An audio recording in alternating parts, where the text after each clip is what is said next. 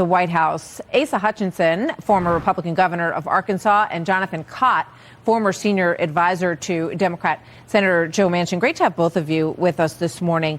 Jonathan, let me start with you on this, if I may, because I want to get your reaction to some more of these comments that surfaced in this piece this morning that Peter was referencing about how the president feels about his vice president, Kamala Harris. And at least according to this reporting, it says that these former officials say that Biden thinks that Harris couldn't beat Trump if she were the Democrat nominee in 2024, that she, quote, isn't somebody who takes anything off his plate, and that she's too tentative and hesitant when it comes to engaging on major issues. Those are some pretty strong sentiments, Jonathan.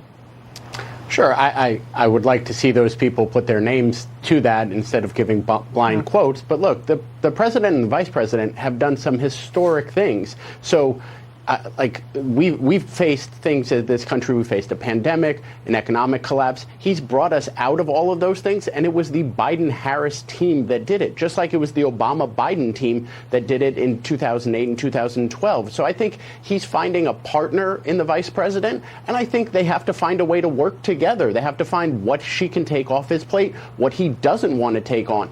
Keep in mind, this is a president who has taken on some of the most historic challenges we've had in our country, and he's beat them, and he's helped us come out of them stronger. So I think the two of them are completely fine, and they're getting ready to run for re-election. I expect they'll win re-election just like they did in 2020, because I think Donald Trump will be running against them. You know, it's interesting, Governor Hutchinson. There's a lot of this sentiment kind of surfacing out there, and we see this on both sides of the aisle when maybe some people in the party are sort of hankering for a change or want to get a message out there. What's your take on these comments surfacing now? What do you think it means politically in sort of the back rooms of the other party? Well, actually, I think what the American people is saying, we do not want to have a repeat of the Biden-Trump campaign. That's not something that intrigues them. They don't see that moving our country forward. And in reference to President Biden, I think his numbers are starting to get locked in. I mean, these are very, very low numbers. But whenever you talk about the principal problem that Americans face right now is simply the economy and the inflation that is inspired by this administration. Excessive spending has led to high interest rates. So the American consumer and families getting hit by high prices and high interest rates that impact them. And now we see it impacting in terms of our banks. And sure, he took quick action, but my goodness, it all starts with that inflationary pressure from excessive spending.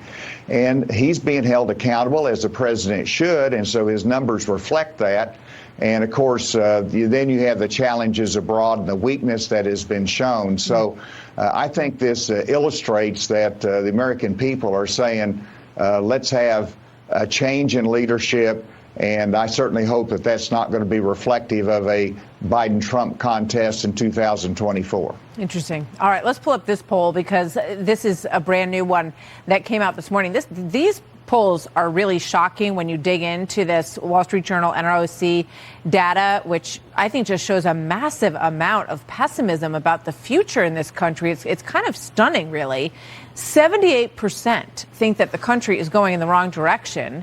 And you can compare that to when this president was inaugurated. It was at 49%, so almost a 30% jump in people who feel that we're headed in the wrong direction. People don't think college education is worth it. They think their kids aren't going to be as well off as they are. Jonathan, what's going on in the country?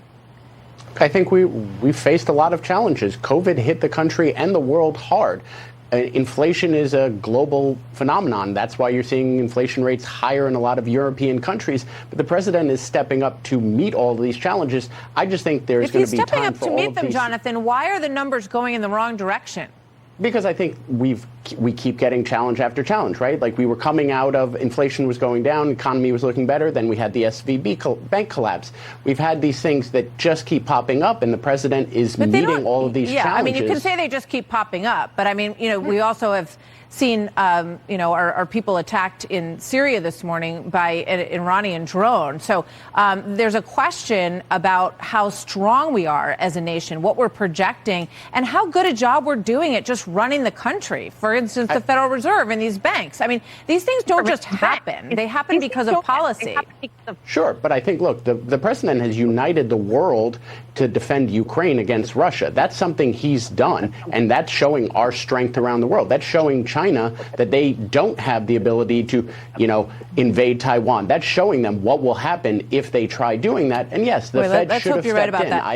I agree with Elizabeth Warren. The Fed should have stepped in sooner and should have done something on the banks. But as these problems arise, the president steps up to the challenge. All right, let's just get in this one other piece with the two of you, if I may. President Biden, we've seen some bizarre moments that are sort of questionable in terms of the things that come out of his mouth, to be perfectly frank. And we've seen 3 of them just over the past 2 days. Watch this. That's all right. We like babies. You don't have to worry about it. It's okay. It's all right. It's all right.